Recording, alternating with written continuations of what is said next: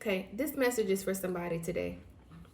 I think about the centurion servant, right? And we know that he was blessed because of his faith. His servant was healed because of his faith. And I don't think as I studied this in the past, and I think I even made a video about this in the past, I don't think that my words, like sometimes I find it hard to express what I'm really trying to say inside. What I know is inside, I have a hard time expressing it in words. It's like it's not there yet, right? It's like it's in me, but then the word doesn't hit my tongue yet.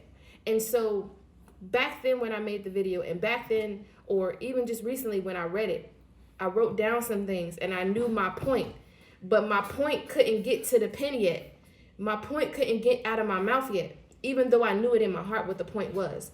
And so the centurion's faith, his faith step, the illustration of his faith, right? Because we know that Jesus was able to heal his servant not because of how worthy he was, because that was the thing, right?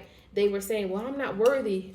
He said to Jesus, and even his friends, or the people who went before him to ask for Jesus to come to his house, right? They said, he's worthy. He helped build the temple, or whatever the case is. He's very honorable. He's very worthy. They spoke good about the centurion's name, right? And even when the centurion ran and he said, he knew his people already went before him, but he ran to Jesus himself now.